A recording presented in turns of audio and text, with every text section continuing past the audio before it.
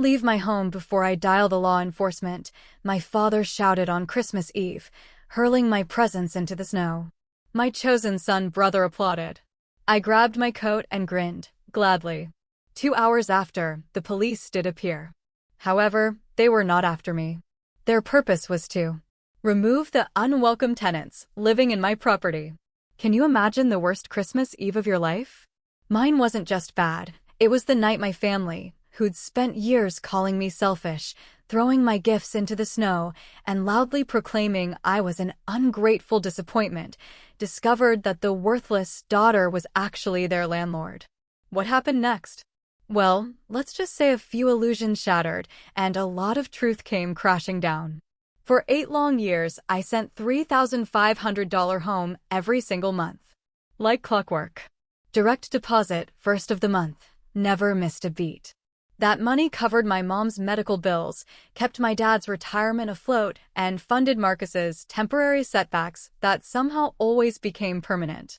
I have the bank statements, 96 consecutive transfers, a total of $336,000. It was all meticulously documented. But here's the thing about being the invisible daughter: your contributions get woven into someone else's narrative. Every family dinner, Dad would raise his glass to Marcus. Thank God for our son's support, he'd beam, while Marcus would nod modestly, soaking up praise for money he never, ever sent. Mom's thank you cards? They went to Marcus's apartment. I even have the one she sent after her hip surgery, a $45,000 bill I covered entirely, sitting in my desk drawer.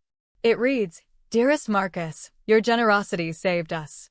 I kept every receipt, every cleared check, every wire transfer confirmation. Not out of spite, not really, but out of habit. As a principal architect, documentation is second nature. Buildings don't stand on good intentions. They need proof of every beam, every joint, every foundation stone. I applied the same principle to family finances. The truth would surface eventually, I told myself. Truth always does. What I didn't expect was that when it finally emerged, it would arrive with police sirens and eviction notices. But I'm getting ahead of myself. To understand how we got to that Christmas Eve, you need to know exactly what kind of family dynamic we're talking about. The kind where one child's promotion to principal architect with a $180,000 salary gets mentioned as an afterthought, while the other child's vague promises about startup funding, they get standing ovations. Thanksgiving 2024 should have been my warning. Marcus held court at the dinner table, spinning tales about his startup's imminent breakthrough. $5 million in Series B funding. Japanese investors fighting over equity. IPO by Q3 2025. Our aunts and uncles hung on his every word, while Dad beamed as if Marcus had just cured cancer. My brilliant son, Dad announced to the room of 15 relatives, his hand on Marcus's shoulder. Future of the family right here. Then, almost as an afterthought, he glanced my way. Oh, and Olivia also has a job. That's how you describe someone making $180,000 a year, designing the new Seattle Tech Center, winning a $50 million waterfront renovation project, and becoming the youngest principal architect in company history just 3 weeks prior. Cousin Beth, bless her heart, actually asked what I did. Before I could answer, Marcus jumped in. She draws buildings or something. Anyway, about our expansion into Asian markets, I excused myself to help Mom in the kitchen. She was struggling with the turkey platter, her arthritis acting up again. The medication that helped, the one costing $800 a month that I'd been paying for since 2019, seemed to be working less lately. Your brother's doing so well, she said, not looking at me. Taking care of everyone. 32 years old, designing multi-million-dollar buildings, yet still Olivia also has a job at family dinners. I wondered what it would take for them to see me. Really see me. In 17 days, I'd have my answer. And they'd see more than they bargained for. December 20th, Marcus called me at work. His voice had that familiar edge, the one that meant he needed money, but would frame it as me helping the family. Olivia, he started, we need to talk about the house situation. The house situation. That's what he called being $500,000 in debt, with 3 investors pulling out and 2 lawsuits pending. His startup, supposedly worth millions last month, was hemorrhaging money faster than a severed artery. "I need you to co-sign some paperwork," he continued. "Just a formality. We're using Mom and Dad's house as collateral for a bridge loan." Mom and Dad's house. The Victorian on Maple Avenue. 4 bedrooms, 3 baths, original hardwood floors. Worth $2.8 million in today's market. The house where we grew up. The house Dad lost to the bank in 2021 due to a gambling debt he still won't admit existed. "Send me the documents," I said, knowing exactly what I'd find. The email arrived within minutes. Loan application for $500,000. My signature required as family guarantor. The collateral? 47 Maple Avenue, Seattle, Washington. Property owners: Robert and Linda Campbell. Except Robert and Linda Campbell hadn't owned that property for 3 years. I opened my office safe and pulled out a folder marked Emerald Property LLC. Inside? A deed of sale dated July 15, 2021. Purchase price $1.4 million. Buyer: Emerald Property LLC. Sole member: Olivia Campbell. The house they wanted to mortgage had my name on it since July 2021. They just didn't know it yet. "Family helps family," Dad would always say. He was right. I'd been helping all along, just not in the way they thought. December 23rd. The manipulation intensified. Mom texted me at 6 a.m., "Please help your brother, sweetheart. He's the only one looking after us." By noon, I had 17 messages from various family members. Aunt Patricia called me selfish. Uncle Tony said I was betraying family values. Cousin Derek, who borrowed $5,000 from me in 2020 and never paid it back, lectured me about loyalty. Marcus had been busy. He told everyone I was sitting on savings, refusing to help save the family home. The narrative was perfect. Successful sister watches as generous brother loses everything trying to support aging parents. What Marcus didn't mention: the aging parents he was supposedly supporting hadn't received a cent from him in 5 years. The medical bills, the property taxes, the home repairs, all came from my selfish bank account. That evening, Mom called. 15 people are coming for Christmas Eve dinner tomorrow. Please don't make a scene. Just sign the papers for family unity. Family unity. The kind where one person pays and another takes credit. The kind where truth is less important than appearance. I sat in my downtown condo, looking at the property deed in my hands. Emerald Property LLC. Formed in 2021 when I realized Dad's gambling would cost them everything. The bank had foreclosed. The auction was set. I bought it through the LLC and let them move back in, telling them a private investor had purchased it and would rent to them for $1 a year. 3 years of protecting them from the truth. 3 years of being their secret safety net. Tomorrow, the net would be pulled away. But not by me. By their own hands. 7:30 p.m. Christmas Eve. The house glowed with string lights and false cheer. 15 relatives packed into the living room, champagne flowing. Marcus held court by the fireplace. I arrived with my usual contribution, a honey-glazed ham and 2 bottles of wine, which Mom immediately credited to Marcus's thoughtfulness. Dad didn't waste time. The moment I set down my coat, he produced the loan documents. "Olivia," he said, his voice intentionally loud, carrying across the room, "we need this signed tonight. Before the banks close for the holiday." Every conversation stopped. 15 pairs of eyes turned to me. "What documents?" Aunt Patricia asked. "Just family business," Marcus said smoothly. "Olivia is helping with some paperwork." I picked up the papers, scanning them slowly. "This requires me to guarantee $500,000. It's just a formality," Dad insisted. "The house is collateral." "I can't sign what I don't own," I said quietly. The room went silent. Dad's face flushed red. "You don't own? This is our family home." Marcus stepped forward. "Stop being difficult, Olivia. Sign the papers." "I can't use your house as collateral, Dad." "My house." His voice rose. "This is my house. You're just a guest here. An ungrateful guest who won't help her family." That was it. I pulled out my phone, activating the video recording. "Say that again, Dad, for clarity." He obliged, louder this time. "This is my house. And if you won't help this family, you can get out." The record button glowed red. Every word captured. Every witness visible in frame. The pile-on began immediately. Marcus, sensing blood in the water, went for maximum damage. "She makes $180,000 a year and won't help," he announced to the room. "Meanwhile, I've been supporting Mom and Dad for years." "How selfish, Olivia," Aunt Patricia chimed in. "After everything your parents did for you." "My disappointment," Dad said, his voice cold. 20 years of private schools, college tuition, and this is how you repay us."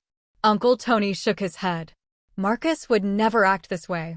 "Marcus is a real son," someone whispered. 15 people, staring, judging, waiting for me to break, to sign, to surrender like I always did. Mom stood in the corner, silent, avoiding eye contact. I kept recording. My phone captured everything, the sneers, the accusations, Marcus's smug smile as he basked in their approval. 3 years of paying their bills in secret, and this was my thanks. The ungrateful daughter, the selfish sister, the family disappointment. "Well," Dad demanded, "are you going to sign or not?" "Not," I said simply. Marcus laughed. "Of course not. Olivia only cares about herself." "That's rich," I said, still recording. "Coming from someone who hasn't contributed a cent to this household since 2019. "Liar," Marcus shouted. "I pay for everything." "Everything." I kept my voice level. "Name one bill you've paid." "Just one." He faltered. "Mom knows what I contribute." Mom looked away. I was recording everything. Every single word. The video would matter later. Not for revenge, but for evidence. For the police report I'd be filing in exactly 93 minutes. Dad moved first. He grabbed the presents I'd brought, carefully wrapped gifts for each family member, and hurled them through the open door into the snow. "Get out of my house," he roared. "Get out before I call the cops." Marcus started slow clapping. "Finally, Dad." Finally grew a spine. The relatives joined in. 15 people applauding my humiliation. Mom turned toward the kitchen, unable to watch, but unwilling to intervene. I stood up slowly, pocketing my phone. The recording was saved to the cloud. 47 minutes of pure evidence. I picked up my coat with deliberate calm. "Gladly," I said, looking Dad straight in the eye. "Absolutely gladly." "Don't come back," Marcus called out. "Ever." "Oh, I'll be back," I said, pulling on my gloves. "Just not in the way you think." Walking to the door, I passed the family photos on the mantel. Marcus's graduation, Marcus's awards, Marcus's everything. Not a single photo of me. Despite graduating summa cum laude, despite the architecture awards, despite everything I'd achieved. I stepped into the cold Seattle night. Snow fell on my shoulders as I walked to my car. My gifts scattered across the lawn like broken promises. Behind me, laughter erupted from the house. They were celebrating. I pulled out my phone and made 2 calls. First, to Jennifer, my attorney. "Jennifer, yes. It's time. Execute the eviction notice on Christmas Eve," she asked. "That's cold, Olivia." "They just threw me out on camera with 15 witnesses," I replied. "Perfect. 4th violation. I'll call the police now." The second call was simpler. 911, I need to report trespassers at 47 Maple Avenue. I'm the property owner and they're refusing to leave. Let me take you back to 2021. Dad had been gambling for years, but that summer it spiraled. Poker games became poker debts. Debts became liens. By July, the bank foreclosed on 47 Maple Avenue. I found out through a routine credit check. My parents' home was scheduled for auction in 2 weeks. $400,000 in gambling debts, all hidden from Mom, all destroying their future. I could have confronted him. Could have staged an intervention. Instead, I did what I do best. I solved the problem quietly. Emerald Property LLC was formed on July 10, 2021. 5 days later, I attended the foreclosure auction with a cashier's check for $1.4 million. The other bidders were flippers looking for profit. I was a daughter looking to protect her parents, even if they'd never protected me. The deed was transferred to Emerald Property LLC on July 20th. That same day, I had Jennifer draft a lease agreement. $1 per year, renewable annually, with one crucial provision: lease may be terminated immediately upon violation of mutual respect clause, defined as verbal abuse, defamation, or hostile actions toward any family member. I told my parents a private investor had purchased the house and would rent it back to them for virtually nothing. Dad never questioned it. His pride wouldn't let him dig deeper into his good fortune. For 3 years, I let them live in my house while they credited Marcus for keeping them afloat. Every property tax bill, every repair, every insurance payment came from Emerald Property LLC. From me. The deed of sale, the LLC documents, the lease agreement, all waiting in my safe. Tonight, they'd finally see the light. The lease agreement was a masterpiece of legal foresight. Jennifer had insisted on the mutual respect clause after hearing about my family dynamics. "Olivia, you need protection," she'd said. "Financial abuse is still abuse." Page 3, Section 7. Violations of mutual respect include, but are not limited to, verbal aggression, public humiliation, false accusations, or defamatory statements. First violation, written warning. Second, formal notice. Third, final warning.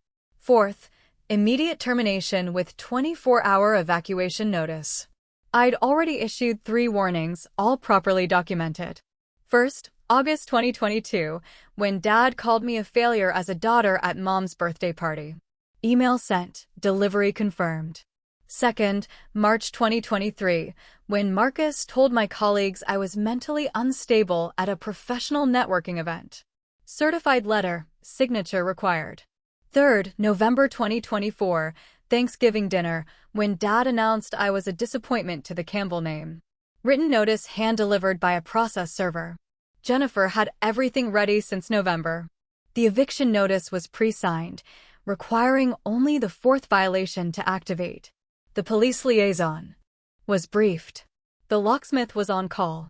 "You're playing a long game," Jennifer had observed. "I'm not playing," I'd replied. "I'm just prepared." The video from tonight would serve as Exhibit D. The 4th and final violation. Throwing me out, calling me ungrateful. The public humiliation before 15 witnesses, all captured in 4K resolution with clear audio.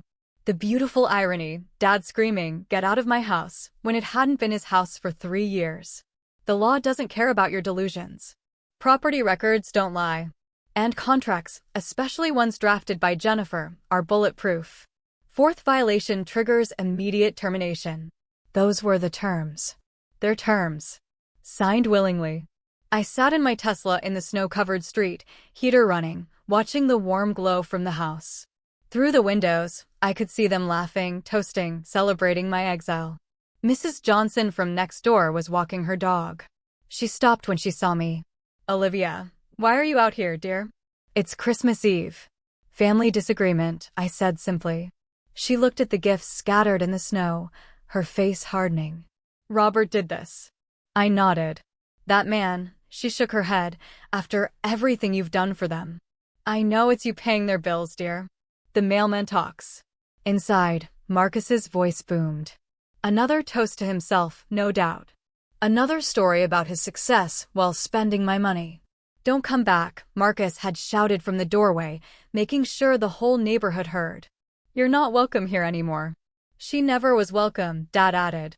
"Should have kicked her out years ago." I started the car and drove away slowly. In my rearview mirror, Mrs. Johnson was taking photos of the scattered gifts in the snow. Evidence has a way of accumulating when you're in the right. At 9:15 p.m., I pulled into a Starbucks parking lot and called 911. 911, what's your emergency? "I need to report trespassers at 47 Maple Avenue. I'm the property owner. There are approximately 15 people refusing to leave my property after being served a proper eviction notice. Are you in immediate danger?" "No. I've left the property for my safety, but they're still there, throwing parties, and I have video evidence of them destroying my belongings and threatening me. We'll dispatch units immediately. Can you meet officers at the property?" "I'll be there in 20 minutes. Back at 47 Maple Avenue, the party continued in full swing. Marcus had opened the bottle of champagne I'd brought, a $200 bottle I'd been saving for a special occasion. Well, this would certainly qualify. Finally free of that burden, Dad announced, raising his glass. 20 years of disappointment gone. She'll come crawling back, Aunt Patricia predicted. They always do. Not this time, Marcus said confidently. I made sure everyone knows what kind of person she really is. Selfish. Greedy. Heartless. Mom stood by the window, staring out at the snow. She hadn't moved in 10 minutes, hadn't touched her champagne, hadn't joined the celebration. Linda, come toast, Dad called to her. I'm watching for carolers, she said quietly. But she wasn't watching for carolers. She was watching the street. Perhaps wondering if her daughter was still out there in the cold. Or perhaps knowing something the others didn't. You know what the best part is? Marcus laughed. She actually thought she was important, like we needed her. We never needed her. We built this family, Dad agreed. I bought this house. I provided everything. The lies came so easily to them. 3 years of living in my house, and they'd rewritten history completely. Dad the provider. Marcus the supporter. Olivia the ungrateful leech. They were celebrating in my house, using my champagne, toasting my exile with property I'd saved from their recklessness. At 9:45 p.m., blue and red lights began reflecting off the snow outside. Mom saw them first. Robert, she said, her voice strange. The police are here. Dad smiled. Good. They must have found her. Probably arrested her for harassment. The doorbell rang at 9:47 p.m. exactly. Dad strode to the door with the confidence of a man about to watch his enemy fall. He yanked it open with a satisfied smile. Officers, thank God you're here. My daughter has been harassing us. Mr. Campbell, the lead officer, Detective Sarah Monroe, according to her badge, interrupted him. Mr. Robert Campbell? Yes, that's me. Did you arrest her already? Sir, we're here about the illegal occupancy of this property. Dad's smile faltered. Illegal? What? We have an eviction notice for this address. The property owner has reported trespassers. There must be a mistake, Dad laughed nervously. I own this house. I've owned it for 30 years. Detective Monroe checked her tablet. According to county records, this property is owned by Emerald Property LLC. Has been since July 2021. The color drained from Dad's face. Behind him, the party had gone silent. 15 people straining to hear. That's impossible. Check again. Sir, we verified the records. The owner, Ms. Olivia Campbell, has provided documentation of lease violations and has requested immediate enforcement of the eviction notice. Olivia? Marcus pushed past Dad. This is fraud. She's lying. Detective Monroe looked unmoved. Sir, I need everyone to step outside while we verify documents. We're not going anywhere. Dad shouted. This is my house. Sir, Detective Monroe's voice carried authority. You can step outside voluntarily, or we can escalate the situation. Your choice. Mom appeared in the doorway. Her face pale, but unsurprised. Robert, she said, just do what they say. Linda. They're saying Olivia owns our house. Mom looked him straight in the eye. I know. The silence that followed was deafening. The look on his face when he realized? Priceless. If you think toxic families never face consequences, you need to see what happened next.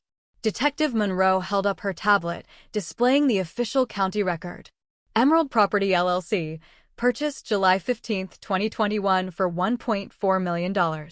Sole member, Olivia Campbell. She handed Dad a folder.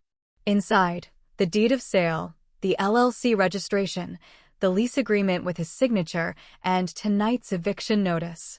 This is the legal owner, Monroe stated, showing them a printout of my driver's license. The 15 party guests had crowded behind Dad. Phones out, recording everything. The Campbell family Christmas meltdown was going viral in real time. But the foreclosure. Dad stammered. Yes, the property was foreclosed by First National Bank on July 8, 2021, due to unpaid debts totaling $400,000. Gambling debts, according to the court records. Miss Campbell purchased it at auction a week later. She knew. Marcus's voice cracked. She knew we lost the house. She bought the house, Detective Monroe corrected. And according to this lease agreement, she's been letting you live here for $1 a year. Aunt Patricia gasped. $1. The same lease you violated tonight, Monroe continued, pulling up the video I'd sent. Throwing her belongings outside. Verbal abuse. Threatening behavior. It's all here. Timestamped 8:47 p.m. The phone videos multiplied. Every cousin, every aunt, every family friend was recording. The golden son and the proud father exposed as freeloaders in a house they didn't own. According to county records, Monroe added, scrolling through her tablet, "You've been month-to-month tenants since 2021. Miss Campbell has been paying all property, taxes, insurance, and maintenance through Emerald Property LLC." Dad's legs seemed to give out. He grabbed the doorframe for support. 3 years, he whispered. 3 years in her house? This is fraud. Dad's denial came roaring back. She stole our house. She manipulated us. Detective Monroe remained unmoved. Sir, she bought it legally from the bank after it was foreclosed. I never lost the house to foreclosure. Monroe pulled up another document. Case number 2021, Congals, Franks, 4782. Robert Campbell, defendant. Foreclosure granted for non-payment of mortgage due to gambling debts totaling $400,000. 3 casino liens. 2 private poker debts. It's all public record. The neighbors had started gathering. Mrs. Johnson stood on her lawn, phone raised. Mr. Patterson from across the street. The Hendersons from 2 doors down. Everyone watching Robert Campbell's empire crumble. For $100,000 poker debt? Mrs. Johnson called out. That's why you lost the house, Robert. And you let everyone think you were successful. Marcus tried damage control. This is a misunderstanding. Olivia's confused.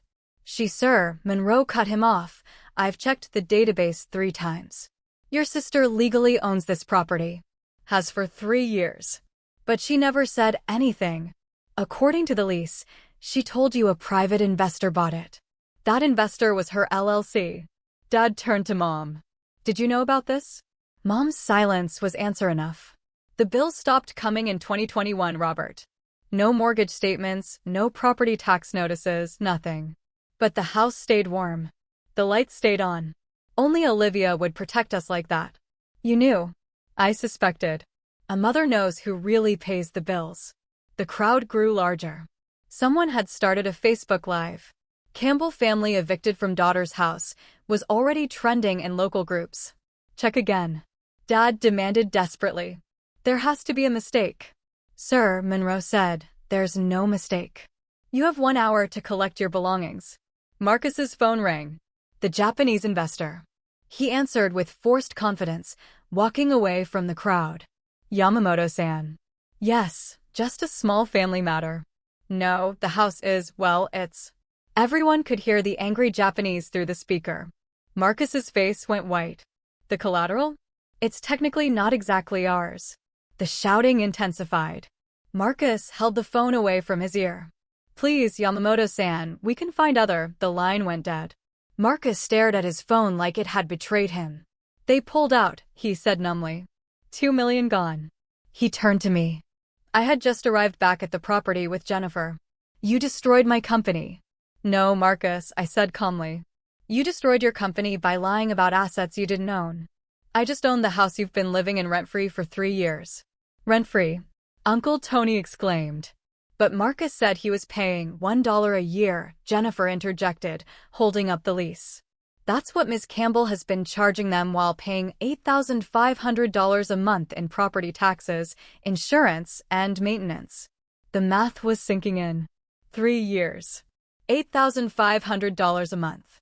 Over $300,000 in carrying costs while they paid $36. She could have charged market rent, Jennifer continued. This house would fetch $8,500 monthly easily. Instead, she protected them until tonight.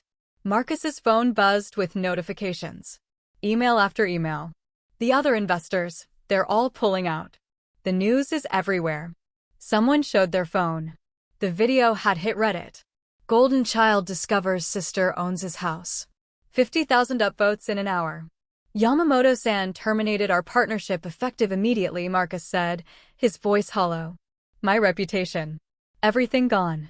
Mom stepped forward, her voice clear for the first time all night. I knew, Robert. Everyone turned to stare. The bills stopped coming in 2021. No mortgage statements, no property tax, no insurance notices. But somehow everything stayed paid. The refrigerator broke, it was fixed the next day. The roof leaked, repaired within a week. Only one person in this family actually takes care of things instead of just talking about it. She turned to me. I found the Emerald Property LLC registration online 6 months ago. Your middle name is Emerald. Your grandmother's name. Dad's face was purple. You knew our daughter owned this house and said nothing? You threw our daughter out of her own house, Robert, Mom shot back. While taking credit for money she sent. While praising Marcus for bills she paid. While calling her a disappointment when she's the only reason we're not homeless. The crowd was riveted. This was better than any Christmas special. Mom pulled something from her pocket. A thank you card. This is the one I never sent. It says, Dear Olivia, thank you for saving us. I know it's you. It's always been you. She looked at Marcus. Your sister paid for my hip surgery. My medications. The specialists. Every single bill. While you took credit and bought yourself a Tesla with investor money. Then, back to Dad. She protected us even when you gambled away our home. Even when you insulted her. Even when you loved the idea of a successful son more than the reality of a successful daughter. Mom walked over to me. I'm sorry, Olivia. For staying silent. For letting them hurt you. For being too weak to stand up for the only child who actually stood up for us. You have 1 hour to pack essentials, Detective Monroe announced. Personal items only. Furniture stays. It belongs to the property owner. The furniture is ours. Dad protested. Jennifer pulled out receipts. Actually, all furniture was purchased by Emerald Property LLC in 2021 after the foreclosure. Miss Campbell furnished the entire house. You've been using her furniture, her appliances, everything. The crowd had grown to 30 people. Someone had started an Instagram live. Millionaire architect evicts toxic family, was the caption. Views climbed 10K, 50K, 100K.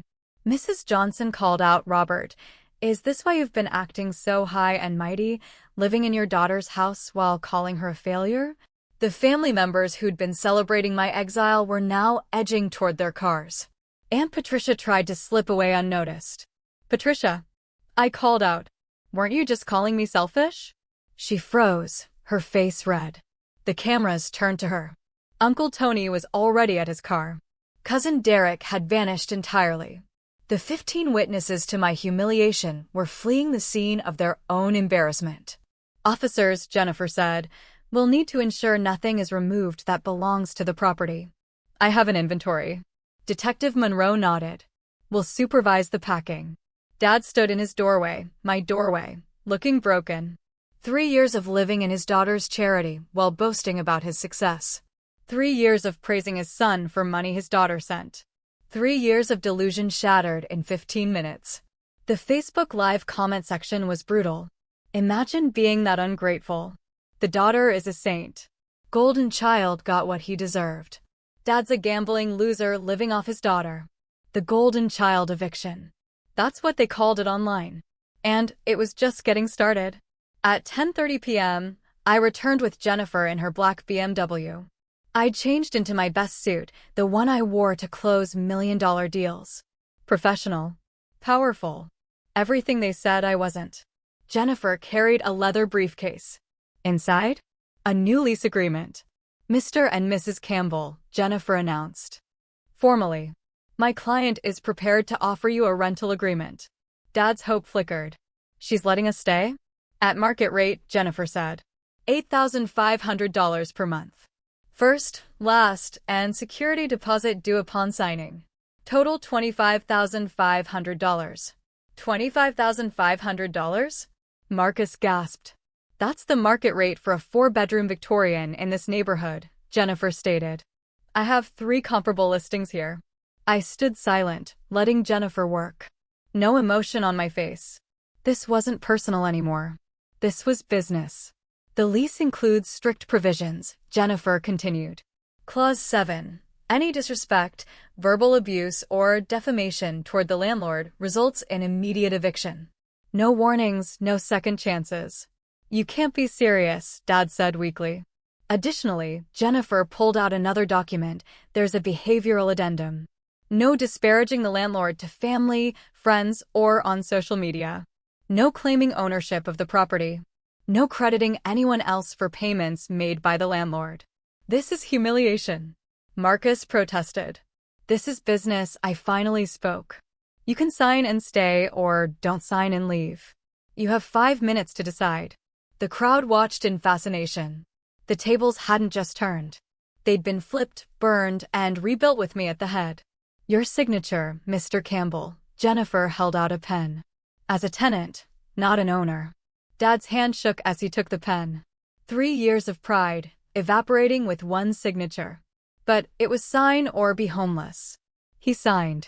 Marcus broke down completely. The golden child who'd been applauded 2 hours ago was now sobbing in front of 50 neighbors and thousands online. This is destroying me, he wept. My company, my reputation, my friends, even my girlfriend left. She saw the video. Your company built on lies, I said evenly. Your reputation built on my money. Your everything built on nothing. Dad signed page after page, each signature smaller than the last.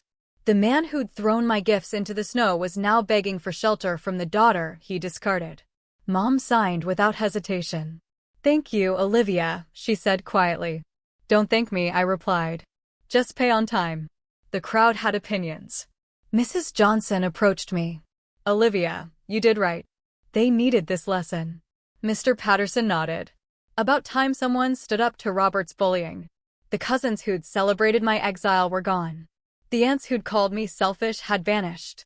Only the neighbors remained, and they were Team Olivia. One more thing, Jennifer announced. The security system will be upgraded tomorrow. Cameras in all common areas, for everyone's protection. Cameras in our home? Dad protested. In Ms. Campbell's home, Jennifer corrected, which you're renting. The Instagram Live had hit 200K views. Comments poured in. She's my hero. The patience of a saint. This is how you handle toxic family. Boundaries. Marcus tried one last manipulation. Olivia, we're family. Doesn't that mean anything? It meant everything, I said. That's why I protected you for 3 years. But family isn't a license to abuse. Your signature, Marcus. Unless you have somewhere else to go. He signed, tears smudging the ink. At 11:47 p.m. on Christmas Eve, the Campbell family became official tenants in their daughter's house. By December 26th, the video had 2 million views across platforms. The Christmas Eve eviction became Seattle's most watched family drama. News outlets picked it up. The Seattle Times ran the headline, Daughter's Christmas Revenge Exposes Family Fraud. Marcus lost more than the Japanese deal. 3 days later, his startup's board voted him out. Credibility issues, they cited. His LinkedIn went from CEO and founder to seeking new opportunities nobody was offering. Dad's former colleagues from the bank reached out, not to support, but to distance themselves. The country club revoked his membership. Financial irregularities was the official reason. The real reason? Nobody wanted to associate with a man who'd lost his house gambling, then lived off his daughter while calling her a failure. The numbers were brutal but precise. Marcus's lost deals, $2 million confirmed, $5 million projected. Dad's country club, $0 refunded, membership non-refundable. Family reputation, 2 million people knew the truth. Rent collected in January, $8,500. Paid in full. On time. Mom started therapy. She sent me a text, learning to use my voice. Should have done it 30 years ago. I didn't respond. Tenants and landlords don't need personal relationships. The neighborhood dynamic shifted completely. Mrs. Johnson brought me cookies for the best Christmas gift our street ever got, watching Robert get his comeuppance. Mr. Patterson offered to testify if they ever challenged the eviction. I've got doorbell footage of him throwing your gifts just in case. But the best metric? The first rent payment. January 1st, 9 a.m. sharp. $8,500 transferred to Emerald Property LLC. Memo line, January rent. Tenants. Not mom and dad. Not parents. Tenants. The power structure had permanently shifted. I didn't let the money sit idle. Every dollar of rent went straight to the Emerald Foundation. Established January 15, 2025. Mission: fund STEM education for young women from difficult family situations. Women who were told they weren't enough. Women whose achievements were ignored. Women who needed someone to believe in them when their families wouldn't. The first scholarship recipients were announced in March. Sarah Chin, 19, computer science major. Parents told her coding is for boys. Maria Rodriguez, 22, engineering student. Family wanted her to marry instead of study. Ashley Thompson, 20, architecture major. Father said, women can't design buildings. Rebecca Williams, 18, mathematics prodigy. Brother got the college fund. Jennifer Park, 21, physics major. Parents only celebrated her brother's B's while ignoring her A's. Each received $20,000. Funded by the people who'd called me selfish. The University of Washington became our partner. They featured the foundation in their newsletter. Local architect transforms family rejection into educational opportunity. The irony wasn't lost on anyone. Marcus, who'd claimed to be changing the world with his startup, was unemployed. The disappointment, was actually changing lives. The foundation's website included one line that went viral, funded by rent from the family who said I was worthless. By June, we'd raised additional funds. Tech companies loved the story. Microsoft donated $100,000. Amazon matched it.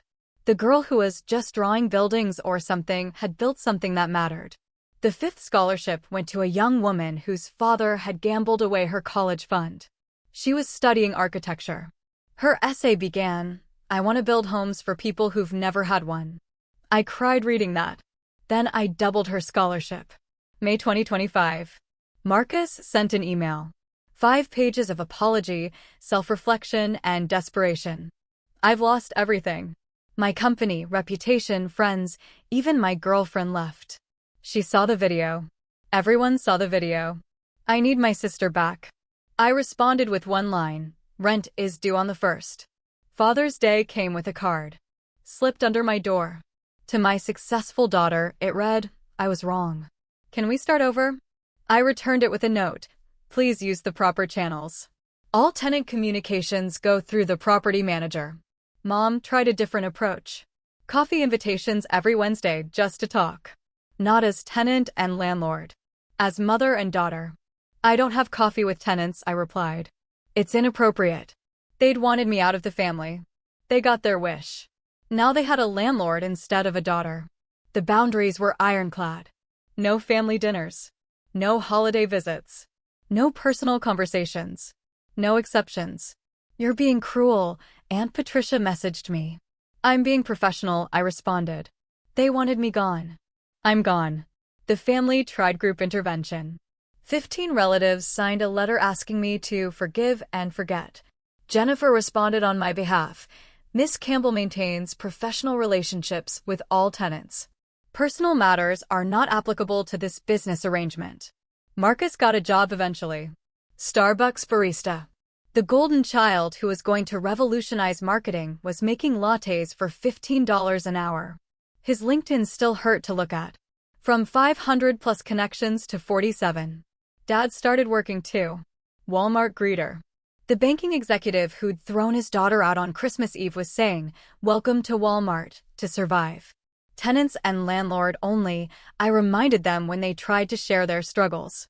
Professional. Distant. Exactly what they'd made me. 11 months later, I sit in my downtown condo, reviewing November's rent payment. On time, as always. They learned quickly that late payments meant late fees. The Christmas Eve eviction changed everything. Not just for them, but for me. I went from people pleaser to boundary setter. From invisible daughter to visible success. From family scapegoat to family landlord. The house on Maple Avenue stands as a monument to transformation. What was once my prison became my property. What was once their castle became their rental. I don't regret the eviction. I don't regret the exposure. I don't regret the boundaries. Some might say I'm cold. I prefer clear. The family dynamics are forever altered. There's no warmth, no connection, no relationship. But there's also no abuse, no gaslighting, no theft of credit. It's a fair trade. I found my real family elsewhere. Jennifer, who became more than my lawyer, she became my friend. Mrs. Johnson, who invites me for Sunday dinners where I'm celebrated, not tolerated. My colleagues who knew my worth before my family ever did. The scholarship recipients who send updates about their grades, their dreams, their determination to never be invisible again. Blood makes you related. Loyalty makes you family. The people who threw me out in the snow weren't family. They were relatives who happened to live in my house. The Emerald Foundation continues growing. We've funded 20 women so far. Each one reminds me why boundaries matter. You can't pour from an empty cup. You can't help others while being drained by those who should protect you. This Christmas Eve, 1 year later, I'll host dinner for the scholarship recipients. Women who were told they weren't enough, celebrating with someone who proved that being enough was never the question. The question was whether the people judging you were worth impressing. They weren't. So, here's my advice, learned through 3 years of secret ownership and 1 night of public revelation. 1. Document everything. Every payment, every insult, every contribution ignored. Not for revenge, but for protection. My bank statements from 8 years saved me. The video from Christmas Eve validated me. The property deed empowered me. 2. Your worth isn't determined by family approval. I made $180,000 a year, designed buildings that will stand for centuries, and still wasn't enough for them. You know what? Their opinion became irrelevant the moment I realized I was the one keeping them afloat. 3. Sometimes the best gift is distance. They wanted me gone. I gave them exactly that. Now they have a professional landlord instead of a daughter they could abuse. Everyone got what they asked for. 4. Set boundaries like your life depends on it. Because it does. The mutual respect clause wasn't cruel. It was necessary. Respect isn't optional. It's the minimum requirement for any relationship, blood or otherwise. 5. Don't hide your success to make others comfortable. I hid my house ownership for 3 years to protect their pride. It only enabled their delusions. Truth has a way of surfacing. And it's better to control that revelation than let it explode. Current status? I made partner at my firm, with a $250,000 salary, designing the new Seattle waterfront project. The Emerald Foundation has $500,000 in funding committed for next year. And every month, I collect rent from people who said I was nothing. The house was never about revenge. It was about finally choosing myself. About stopping the cycle of giving to people who only knew how to take. About proving that the family disappointment was actually the family foundation. They wanted me out of their house. Turns out, they were never in theirs. Sometimes the best Christmas gift you can give yourself is freedom. And sometimes that freedom comes with an eviction notice. What boundaries do you wish you could set with your family? Tell me below in the comments. I really want to know your stories. And remember, sometimes the best Christmas gift you can give yourself is freedom. I'm Olivia Campbell, and this was my story.